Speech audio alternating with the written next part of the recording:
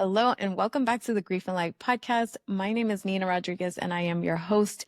And today I'm joined by two returning guests, Dr. Mekel Harris and Janet Gwilliam-Wright.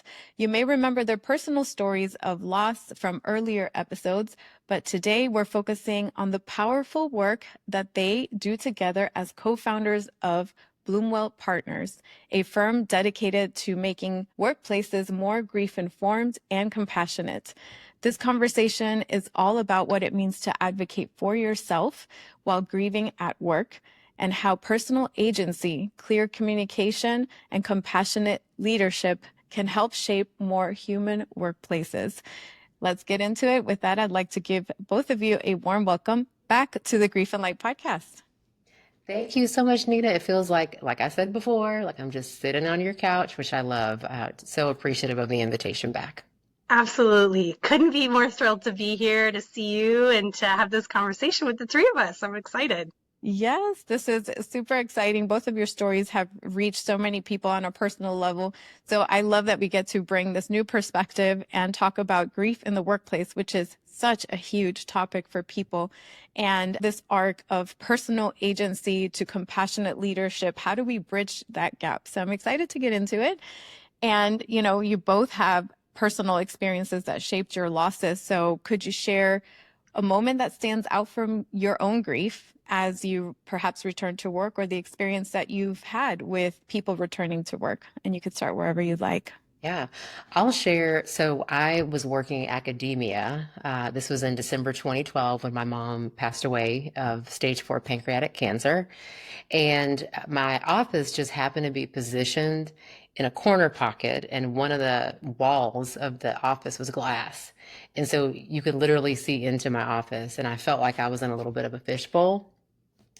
Of course, what I was hoping for was that people would be able to see into that fishbowl and sort of cross over the threshold and offer support.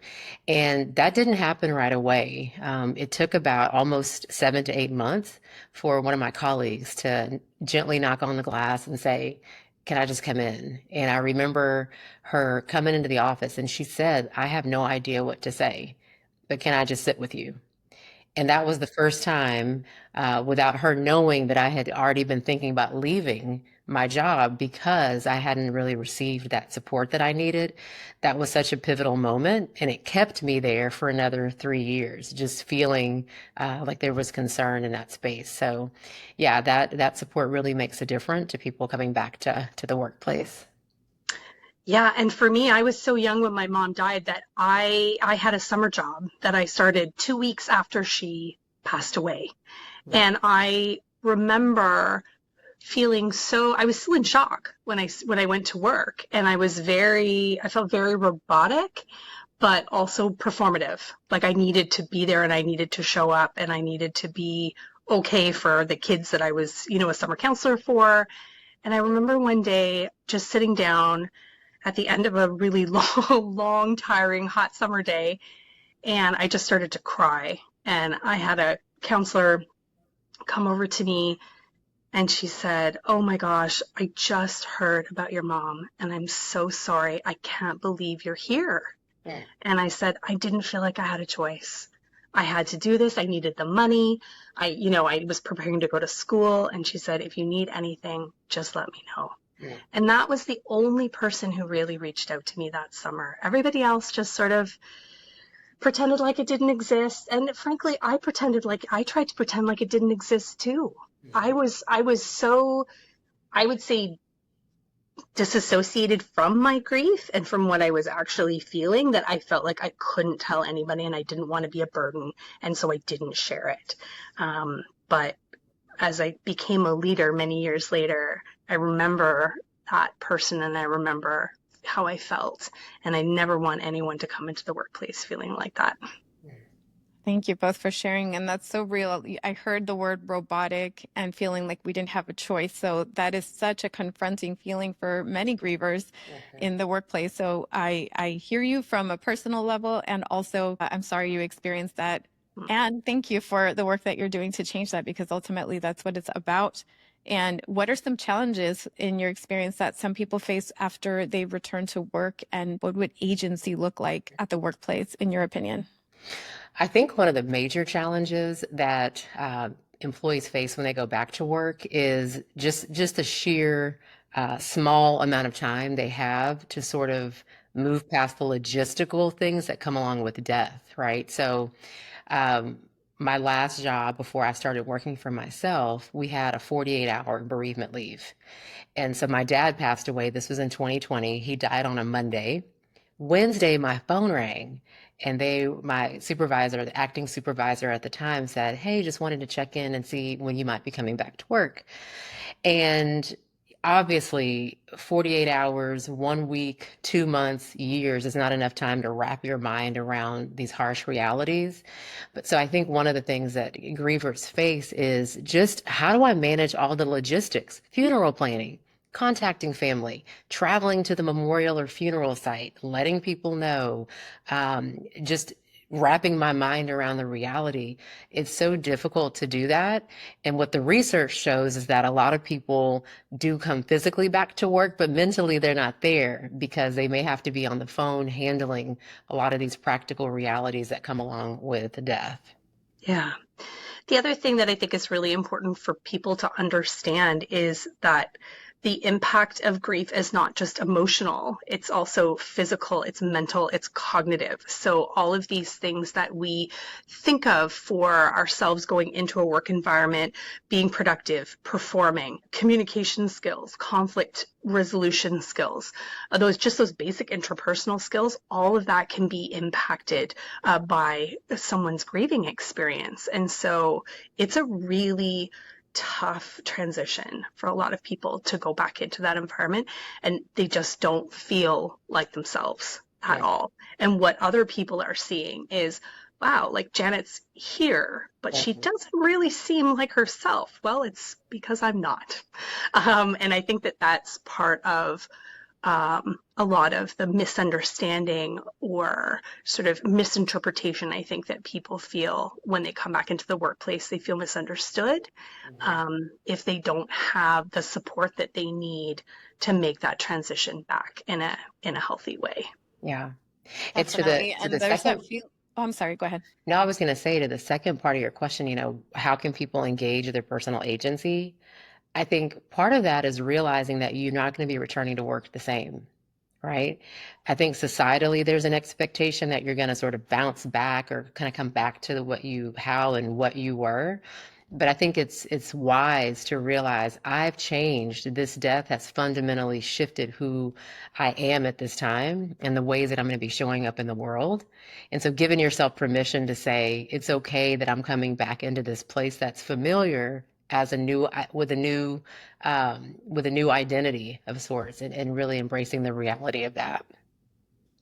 So true, because the feeling of feeling like we're too much, like our grief is too much, like we're overwhelming the workplace on top of everything that we're experiencing. Like you said, we are not the same, is a reality that people face when reentering the workplace. So what would you say to somebody who perhaps feels like too much? Where can they begin to start softening that reentry back into the workplace? Mhm.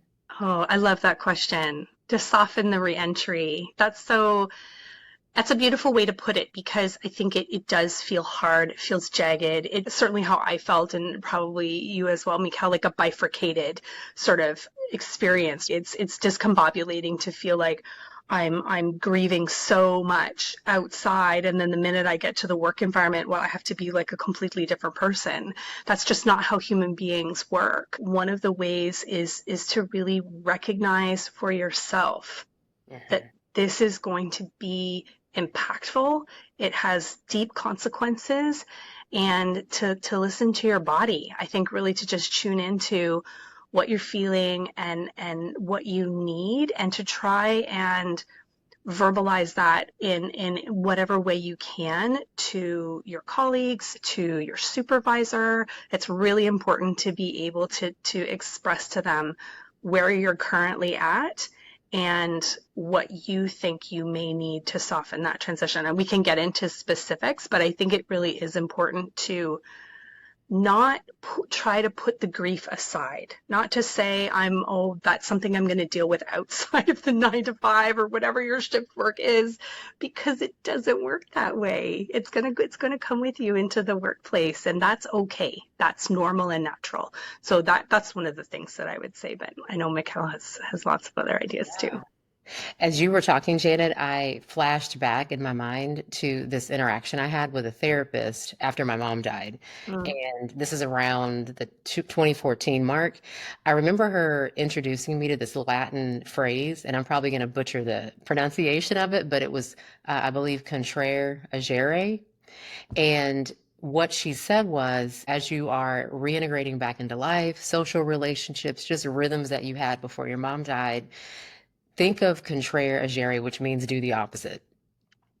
Like for me, and this was powerful for me because I was that hyper productive employee who went right back in, didn't really want to face the loss.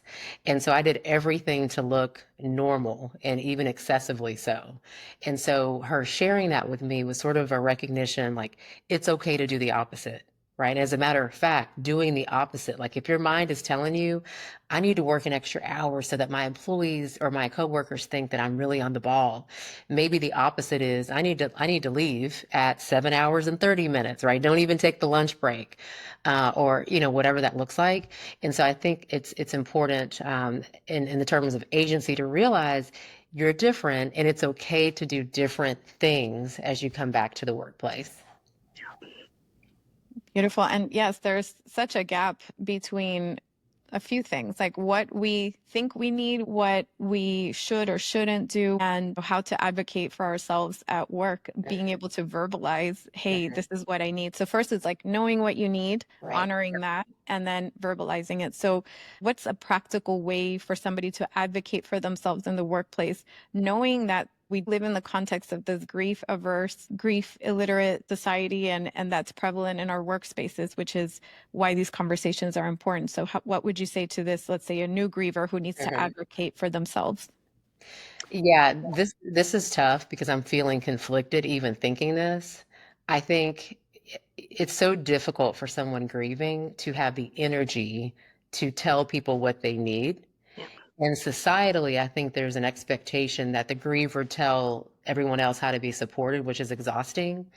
At the same time, I do think that there needs to be some sort of exercising of agency, even if it is today's my first day, week back at work. I probably need to meet with my acting supervisor, a leader, HR, if only to understand the policies and procedures of my job, which a lot of people don't know, right? Why would you ask about bereavement at an interview? I would now, Janet would now, grievers would, but I think the average person's not thinking that. So if only scheduling an appointment to sort of get the facts and understand what your rights are within that organization is a great place to start. Yeah, and I think too, this is really where we like to talk about grief-informed leadership, compassionate leadership, developing an empathetic, approach to management. This is where leaders need to step into this space, because when you have somebody who has experienced a significant loss, regardless of the type of loss, it's really important to educate yourself on what your organization's policies and procedures are, because leaders may not know that either. So if you don't know, you may not be able to provide that information to your employee. So really important to educate yourself there, but also to remember that you're in partnership with your employee. This is a relationship that you hopefully have developed a good rapport that's based on trust, and to have that conversation and to put that forward to say, I don't want to presume to know what you need.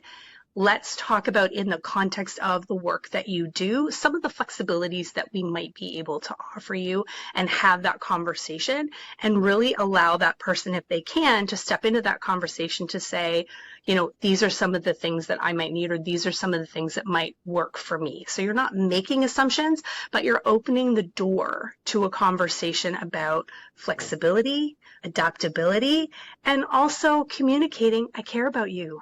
I care about your well-being. I want you to do well coming back. I know you're having a difficult time.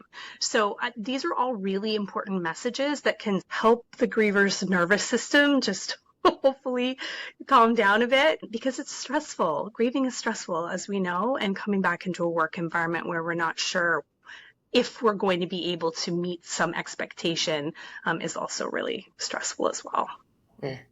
I love that you mentioned keeping the door open. It's a conversation, it's a two-way street, which sometimes we lose sight of because, Mhm. our worlds have been turned upside down and we Mhm. don't know exactly where to start. So it's a good reminder that we start with checking in and also checking with our team, looking at our employer as part of our team in that sense and seeing what are our options, what is available. Yeah. And a lot of people default to the thinking that bereavement leave or grief support at work is a few days off. Like, oh, instead of 3, we'll give you a week off and you're welcome. Mhm. So, besides time off, or in addition to time off, what does grief support in the workplace look like? And what does compassionate leadership look like in practice? Yeah, I think one of the ways that this can look is talking about the workload. So again, returning, I'm not the same. There may be that employee who's grieving, who's like, yes, I can handle the load, but of course, there's going to be ongoing conversations about my capacity to do so. And it may be, again, this is not the leader saying, hey, we don't think you can handle it. We're going to reduce your workload. Everything is collaborative. So it's a conversation with the employee to see where they are, but potentially reducing the workload could be one option so that the person doesn't feel that pressure, as Janet mentioned, an expectation to perform up to a certain par, which can leave the person feeling, overwhelmed, fatigued, and pulling from a capacity that's really limited, especially in the acute time around a loss. And then the other thing I think is how other colleagues might be able to support the load. So thinking about ways to work in tandem with another employee. I know when I went back to work, I, of course, hyper productive, ridiculously, all these determined, all these things. I struggled because I was like chairing all these different things. And I don't know how I would have felt at the time, but looking back, it's like, man, it would have been nice for someone to say, hey, I'll co-chair, right? I'm not taking the entire weight of it, but I want to help you do that. I think that's another really powerful tool to communicate. I'm here with you. You don't have to come back and do this all alone. Yeah.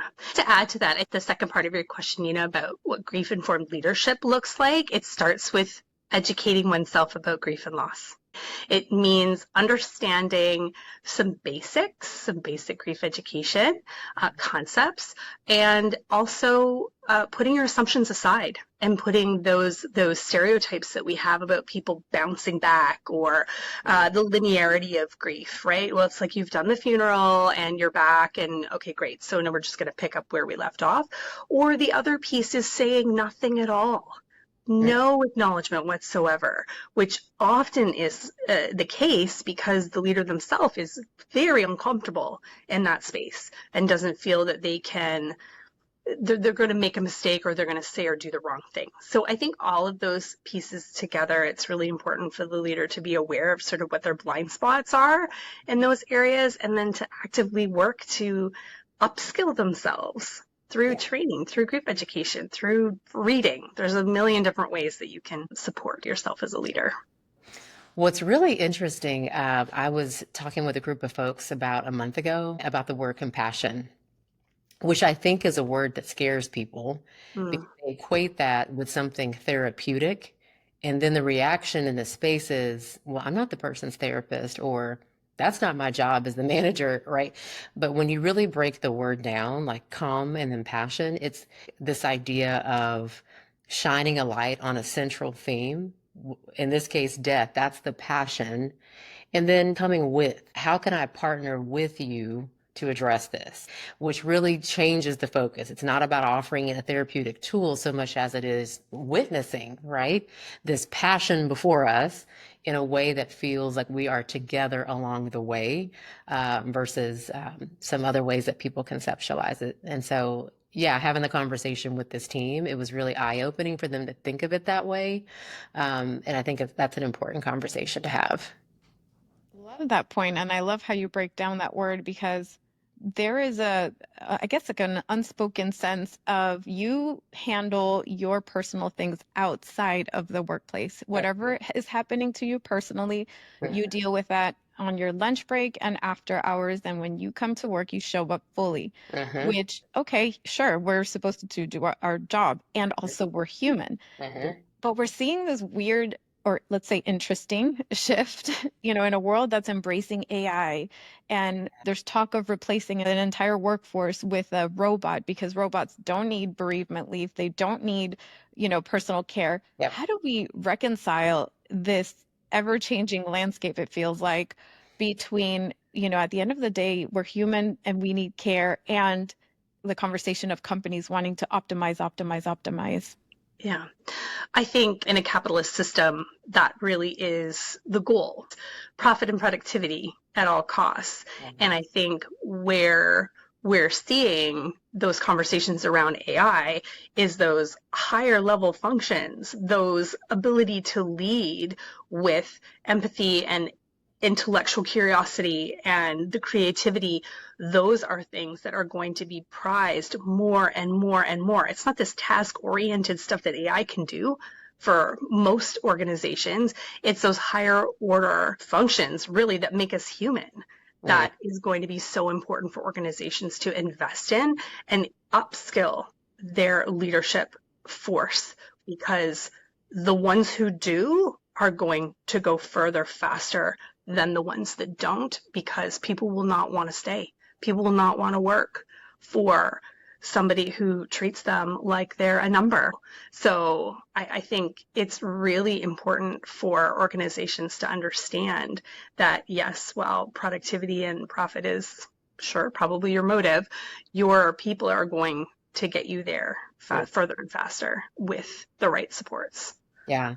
I mean, I could certainly make an argument for AI and the efficiency that comes with that. And from a cost perspective, I think the one thing that artificial intelligence can't do is what we're talking about, a foundational gift of grief support, and that is presence. That's witnessing. An artificial intelligence agent can't do that. I think there's some apps for therapy, like you can type in whatever and the AI is giving you what a therapist might say and so forth. But again, that may be somewhat helpful, but at the same time, it can never take away the humanity that comes with looking out at something at the same time and saying, I see it too. I see your pain too. Companies really have to determine where they are on a humanity continuum and if they're willing to bypass that altogether for cost sake. Definitely. And it's a landscape that, like I said, it's ever changing. And these conversations, I feel like, are going to keep arising as we understand better what's evolving in the workplace. But at the end of the day, so long as you're working with humans, we still need these core competencies of compassion and empathy, words that are being used as a double-edged sword in today's world, which is very ironic to me. But being a compassionate leader is a true skill. Right. So how do we build compassionate leadership? What kind of training do they need? What does this look like? If somebody wanted to bring that to their workplace, how would they do that? As a psychologist, I think that we've always got to start with holding up a mirror to ourselves. Like one of the elements in Bloomwell's training curriculum is focused on the impact of loss in your own experience, which we can learn all about grief and we can sort of get the nuts and bolts and the literacy around grief. However, if you are sitting with someone who is grieving and you really have not connected to the depth of grief within you, that's going to create a wall, sometimes more visible than others, to true compassionate, again, that compassion. And so really looking at the individual, him or herself, and saying, this is my loss. And even if the leader or manager hasn't experienced a death, we've all experienced other types of deaths, right? Whether it be the death of identity and ideals or dreams or expectations.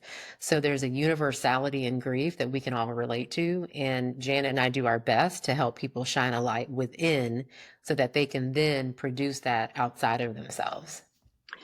And I think one of the things that we really bring to organizations is an interactive and engaging conversation. We create the space for people to not only learn from us, but to learn from each other as well. There's great expertise in organizations, and I'm a big believer in peer learning. But those conversations, they need to be structured in a way that is supported, that they can be successful. So we create the frame for people to have these conversations that can be really tough. Through those, people are learning not only about themselves, but about their colleagues as well. And that's so profound. And that really is how we create better culture in organizations. It's not just about, oh, okay, we'll learn the nuts and bolts of grief and then I'll go away and I'll do my checklists and, I'm all ready. Really, it's about developing that culture where we're humanizing the workplace. Is that we understand we have our struggles, we're not leaving them at the door, and it makes us stronger when we come together and we can talk about that in an honest and supportive way. And I think that that's really the profound value of having training. Well, and I think when there are these opportunities to have these peer facilitated conversations, what happens is that people begin to realize the language that they use to sort of understand the grief landscape, which is really eye-opening. Sometimes we don't realize that we may be bypassing, we may be minimizing, we may be avoiding. And so shining a light on the language that folks use and sort of saying, okay, let's pause, let's reset, let's reflect. How does that land and how might that land in an interaction with an employee is super important. So again, as part of our curriculum, we really focus on language. Like language really does matter. It's not about semantics. It's not about feel good things, but it is about being self-aware of what's coming out. And before we say anything, what's even undergirding that is your presence, posture, like all of what you embody is a communication to that grieving employee to let them know, is this a safe place or is it not? Yeah. So important as well, on top of the language, is the practical tools. We actually provide strategies and tools for managers who are stressed, overwhelmed, overworked, don't even have time to read their emails sometimes, with practical strategies for just that. If you're talking to somebody who's going through a hard time, maybe put down your phone. Right? We're going to put down our phone. We're going to focus. We're going to make eye contact. We're not going to be doing a million things at once, because that presence communicates to that employee, I care about you and I'm listening. Even if I don't have all the answers or I don't necessarily know what to say, I'm still here for you. So it's a combination of theory and practice, as well as language pieces that are so important for people to feel I'm gaining skill, and anybody can learn these skills. These are accessible skills to anyone.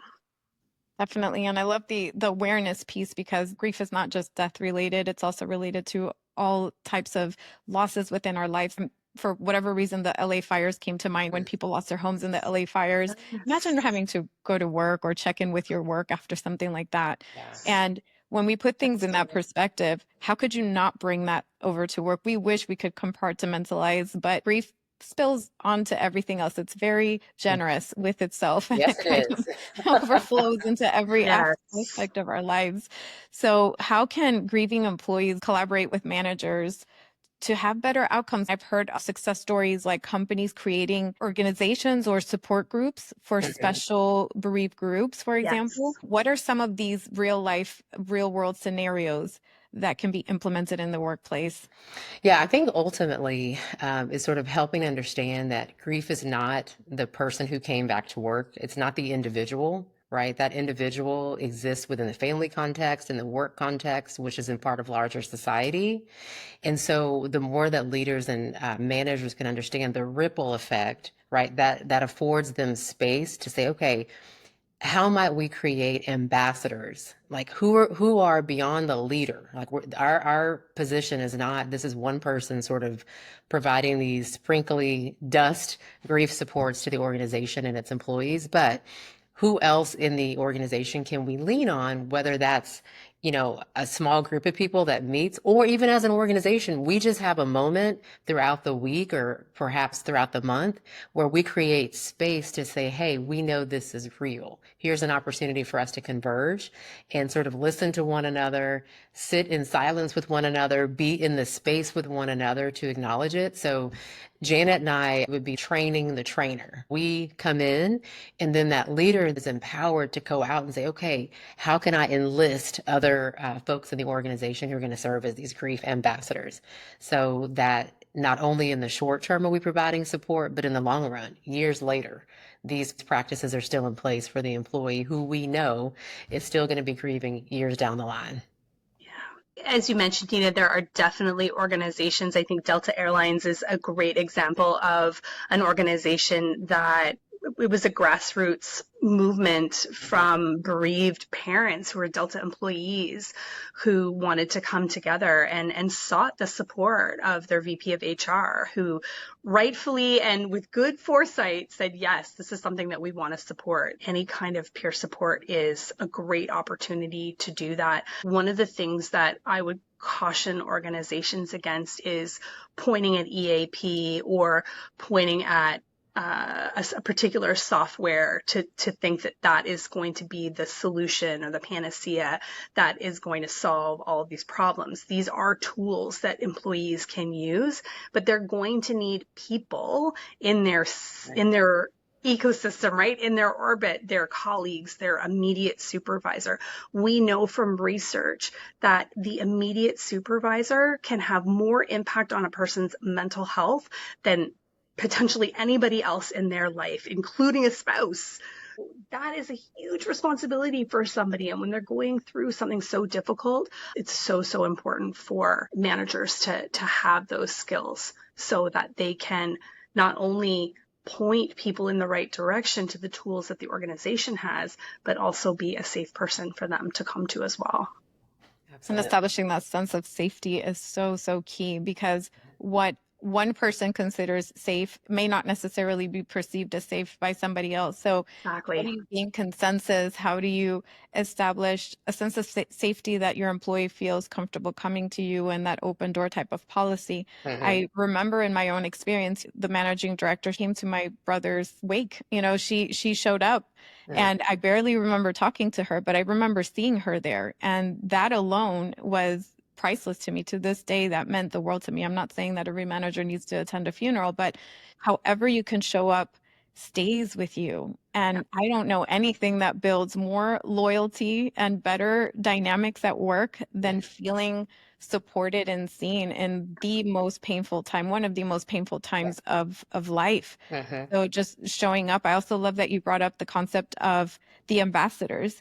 And if we could expand on that a little bit, because what is the importance of having long-term grief care? Why would that be a thing? Well, I think when, of course, depending on the employee, when somebody comes back to work, they are, I would argue, more likely than not, heavily invested in proving, showing, and getting back into the productivity that's part of the organization. So the grief ambassador is a way to anchor the reality of grief, to honor the fact that grief is not something that we're just going to have a two-time conversation about, or a 2-hour experience over the next couple months, and then it's going to be over. So embedding people in the organization who can keep that conversation alive is such a beautiful way to help that employee feel safe and seen and known that their grief is not weird, that they don't need to be stigmatized, that this is just something that we know is going to be difficult forever. And we're here in the long run so that you don't get back to this idea that, okay, we've had 6 weeks and now we want you to come back to who you were. It's literally just providing a physical touch point in the organization to release expectations around going back to who you were. We talk a lot about resilience. And I always give a bit of pushback on that word, which literally means bounce back. And I think we've got to be careful when we're saying, okay, we're here promoting resilient organizations. The truth is, we're here to support employees evolve over time. We're here for the evolution of our employees. That's really what we want to do, grief or not. And so those ambassadors can help communicate that message much more effectively and in the long run.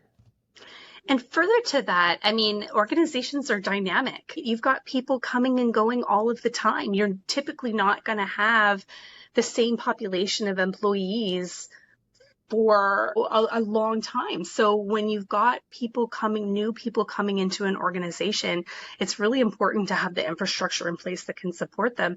Secondly, people typically don't just experience one loss within their working life. We're experiencing multiple losses throughout the period of our productive years. So it's really important to have people who can support through all of those difficult times, and also who have maybe some perspective and experience with the organization as well to be able to help navigate through that. I think that's really important too. It reminds me, I don't know what year this was, but I remember there was a huge push in organizations at one point to have respite rooms, like these Yes. places where you could go during the middle of the day. Again, this is not to say we should usher all the grieving folks into the dungeon so that they can collaborate together, but it's that spirit of saying, look, this is an available resource to you at all times. And if we see you accessing it or talking about it or bringing the information to light, there's nothing wrong with that because we know this is not a short-term experience in your life. Yeah. That's beautifully stated. And just even imagine as you're listening or watching that you walk into your workspace and there's a respite room, or there's a space where you summon a peer or somebody that you trust to have conversations, and the workplace already understands what is happening. Mhm. Just having these dedicated spaces in place can make a world of difference. At the end of the day, it's not necessarily about time off, because depending on the severity of your loss, it could be a lifelong thing. It's about expanding our capacity. I agree with the word resilience, that it's not a bounce back. I've personally redefined resilience as an ability to expand our capacity to hold the magnitude of life's experiences. And this includes in the personal and the professional. Beautiful. So I love that you are doing just that for companies through Bloomwell Partners, that you're helping them expand their capacity to incorporate the vastness of the human experience in a way that's harmonious with the work environment. That's That's right. extremely powerful. Well, And and I think that as if we engage, these ideas of respite rooms and ambassadors, what that does for the leader is take the load off. Because I think there's so much fear as the leader, just the title is this expectation, like I've got to fix and oversee everything. But it's like, no, we're all here on the playing field. And each one on this field is going to be playing a different role. Yes, the leader will have some elements that are different than the colleagues, perhaps, but we all have a role to play, which is it's such a gorgeous picture of what humanity should be, because we all do have a role to play in supporting the greater humanity for everyone. Let's use the analogy of, and this is so cliche in a way, but like you've broken your leg Right. and you need to come back to work. The leader's job is to have a conversation with the person to say, okay, tell me about your functional ability. Tell me about your barriers. Tell me about whatever obstacles you have. Same with grief. This is the leader's job, is really to facilitate, right? The removal of barriers and obstacles within an operating context. And so if that is through connecting with peer support, if it's with workload, if it's with flexible hours, whatever that person can do within their control, that's what they can work with the employee to help navigate and as you say, make that more of a gentle transition and smooth down those barriers. And I think that really is, it's not to have all of the answers yourself, but it's to have the awareness of with whom can I connect and how do I create the space for you to come back in as barrier free a way as possible. This almost takes me back to your original question, Nina, about how do employees engage agency? And I'm imagining a world where we have normalized grief in the workplace, that employee comes back. There's no longer an expectation that one person, AKA the manager or supervisor, is the only person here to support, but we're able to expand our awareness of who else is here. Who else is here? And yes, the manager may not be the primary. It may be a colleague. It may be someone else. It's important to also, as much as the grieving person can, be aware who else is available. In my case, that was not my supervisor who knocked on the glass door and said, I wanted to come in. That was a colleague who did that. And it was a beautiful moment, but it helped me widen my lens enough to realize that I didn't want to quit the job. I just needed someone to witness what was going on. Yeah. Beautifully said. And let's say somebody is an employer, an organization, and they're like, okay, cool, but what's in it for me? Like, what's in it for our bottom line? How would you address that concern? Well, we know that unsupported grief in the workplace has significant consequences, both for individual employees, but also for organizations. So you're looking at higher turnover, loss of key employees in positions that probably have excellent relationships with customers, clients, corporate memory that could be lost. It's also very expensive to replace somebody. It can cost up to 50% of that person's annual salary to replace them. So what's in it for organizations is not only the retention of key talent, but it's also fostering a culture where other employees, when they're talking about that organization, there's a reputational piece there as well. To say like, oh man, when I came back from, whatever devastation I went through, this is how my employer supported me. This is how I responded. And I'm loyal to that employer because of it. Yeah. And I want to attract other talented people to this organization because we have a supportive work culture. So I think that there are many different aspects for organizations, not only from a retention perspective and a turnover perspective, but also reputational. And I think on the back end, the leader's going to feel less stress, right? That there will be that acute stress of like, oh, the person's back at work. Oh my gosh, how do I handle that? But in the end, if we have these things in place, in the long run, it actually benefits the leader because now you're not having to deal with that combustion of, oh gosh, I'm the only person who has to sort of deal with this, if you will. We have these things in place to help this employee. And as Janet mentioned, when an employee feels appreciated and seen, they're more likely to stay, which is going to help increase connection and longevity in the organization as a whole. Not to mention the fact that every HR trend study from Deloitte to PwC to, every consulting firm out there is going to tell you that emotional intelligence is the thing that leaders must have to be good at their jobs. We're not making widgets. Like, this isn't what we do most of the time. You have to have a higher level of emotional awareness, self-awareness, and communication skills, frankly, in this post-industrial world that we live in, particularly as you mentioned AI. This is what separates us from machines. So it's really, really, these are skills that are not nice to have. They are must-haves now for any leader. Absolutely. And I've had countless conversations about the marked moment when somebody felt either supported or not supported in the workplace. And 100% of the people that I have spoken with left that place of employment because of how they were treated or not treated during their time. And I was right there. And then that person on the class.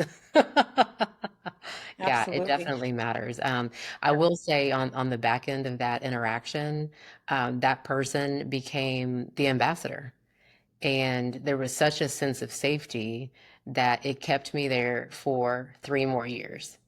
And it turned into a beautiful friendship. And leading up to that, not to say that we weren't friends, but just the depth of connection was so deeply rooted that, it was really beautiful to be seen in that moment and beyond. We're having this split in the type of work environments that we're seeing now, where a lot of people are returning to the physical workspace, and a lot of teams are going remote. So there's this vacation. Yeah. So let's touch on the remote teams, for example. Somebody's bereaved. How do you address grief in a remote work environment? It's such a great question because, again, in this hybrid world that we live in work-wise, it can feel really challenging. But I would say do the same thing that you were going to do if you were going to see that person in the office. Is it going to feel as organic? Maybe not. You're not walking by their desk, but you can still send them a Slack message. You can still send them a Teams message and say, hey, I'm thinking about you. I'm here. You could call me anytime. Can we set up a virtual coffee date? For whatever time, right? It may be a different medium, a different forum, but the outreach can still be the same. Yeah. And similarly with managers, again, you have to think about how do you design that interaction, maybe a little bit differently if you're virtual, but the intent can still be the same. I want to connect. I want to make sure that you have what you need, the support around you, and check in with that person, even if you're doing it virtually. It may require a little bit more of a higher degree of intentionality in a virtual space. But to Janet's point, it can sort of be like an out of sight, out of mind. That's the beauty of seeing people. However, I think on the leader's part, even documenting those key dates. So when the person comes back to work, you've already identified, like, this is when they experienced this loss. Documenting that. I cannot tell you how incredible. I'm 12 and a half years past my mom's death, and there's someone in my world who remembers that she died on December the 9th. And 12 and a half years later, it's inevitable. Sometimes it's a couple of days off, but who cares? There's a remembering of that day, and it's just been really profound. That's something that a manager can do, right? Or say, hey, Mother's Day is coming up, Father's Day is coming up. Let me document that and maybe virtually send them a message or Slack, whatever. And in person, same thing. So I agree with Janet. I think we've got to be more intentional and strategic, but we can still show our presence in a virtual space. Having that check-in culture can make a world of difference with in person and remotely. And we cannot underestimate the power of just acknowledging that something is difficult, that one particular day could be so difficult for somebody, and reaching out on that date, as simple as that may sound, it's Powerful. very powerful. Profound. Yeah. Very profound. I want to be mindful of your time and, leave some room for maybe something I haven't touched on that you want to include in this conversation, whatever feels right for you. I'll just say just a simple reminder, and this is for all of us in and out of the workplace. At our core, we are all connected. And if we can remember that, whether it's our colleague going through something or a friend, their pain is our pain, and their joys are our joys, their sorrows are our sorrows, and so forth. And so just remembering that it truly is people to people. We're connected. Yeah.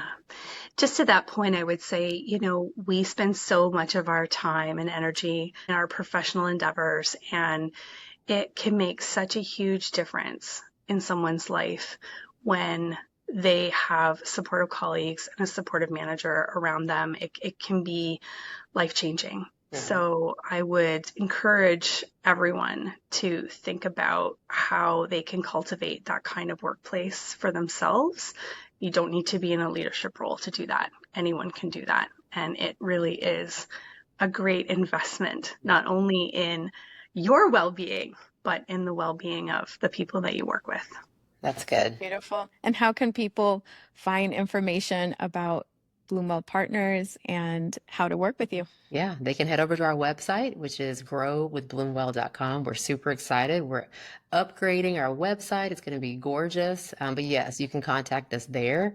You can also reach out directly to us through Instagram. We are at Bloomwell Partners through direct message, or email us at bloomwellpartners@gmail.com. We'd love to connect with you and learn how we can best support your organization. Wonderful. And I'll also link our other conversations to the show notes so you can get to know more about each of their personal stories of loss, because you're not just working in this space as professionals, you're also people who have experienced profound loss on a first basis level, so you understand it more fully. And what is one actionable takeaway that you can tell somebody who is facing grief in the workplace, whether that be an individual and or an employer? I would say give yourself grace. We judge ourselves far more harshly than other people judge us. So if you're struggling, don't heap judgment on. Just give yourself some grace to say, you know what, I'm doing the best I can under the circumstances. And that's what I can do right now. That's what I would offer. I would say that grief can be a wonderful silencer of a lot of parts of who we are. So just to remember that your grief and your voice matters. Absolutely. And if any of this conversation resonated, I highly encourage you to reach out to Janet and Dr. Mekel through Bloomwell Partners. Everything will be in the show notes, and just understand that your experience is so very valid. And if you are a leader, a team leader, you're a, part of an organization, a company, and you're looking to incorporate more of this humanity, this connection, this ability to build a healthy culture in the workspace, then by all means reach out. And I want to thank you both for your generosity of time. You have been wonderful. It's always a pleasure to see you and some of my favorite people. And thank you for everything you're doing. Thank you for being you. No, thank Thanks, Nina. you. We're grateful.